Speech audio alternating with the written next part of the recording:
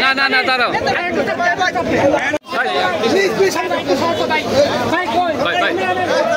বিভাগ চাই, বিভাগ বিভাগ বিভাগ চাই,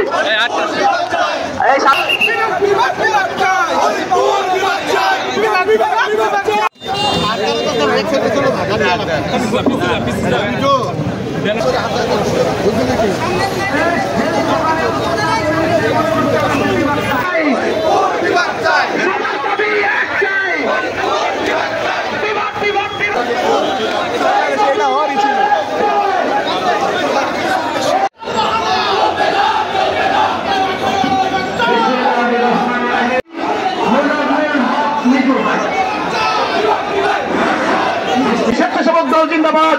সকলকে ধন্যবাদ। এটা তো ফরিদপুর মানুষের দীর্ঘদিনের প্রাণের দাবি। দীর্ঘদিন যাবৎ উপস্থিত অবহেলিত।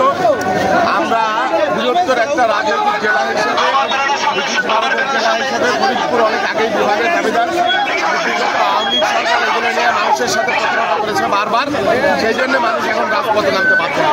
এবং আমরা দ্রুততম সময়ের মধ্যে এই ফরিদপুর বিভাগ বাস্তবায়নের জন্য অফিসিয়ালি ঘোষণা দেওয়া হোক।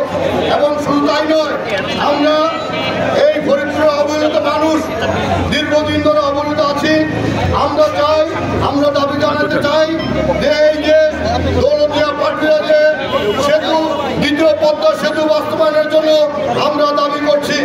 সেই সাথে আমরা ফরিদপুরকে, ফরিদপুর পৌরসভাকে, ফরিদপুর সিটি কর্পোরেশনের এই দাবিগুলি গণতান্ত্রিকভাবে আদায়ের জন্য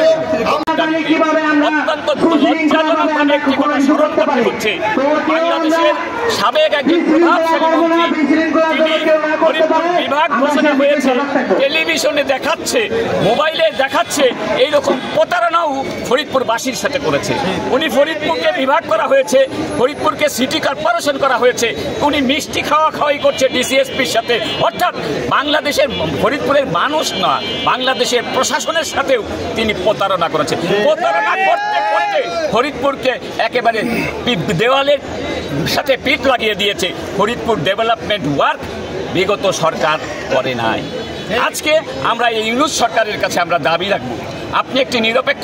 ব্রিটিশ আমল থেকেই এই ফরিদপুর জেলা ব্রিটিশ আমল থেকেই ছিল।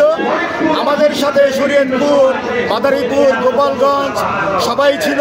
সেটি তো শহীদ প্রেসিডেন্ট জিয়াউর রহমান, সেটি আরও বিগত দিনে সেটা তাদেরকে জেলা হিসেবে ঘোষণা করেছে। এখন আমরা যেটা বলতে চাই, 8টি বিভাগ রয়েছে, নবম বিভাগটি ফরিদপুর অলরেডি সরকার অনেক দূর এগিয়ে গেছেন। একনেকে এটা অলরেডি অনুমোদন দিয়েছে। আমাদের প্রাণের দাবি ফরিদপুর শহরের নামেই, ফরিদপুরের নামেই বিভাগ হতে হবে। অন্যথায় আমরা সামাজিক আন্দোলন যেভাবে শুরু করেছি, আমরা লাগাতার আন্দোলন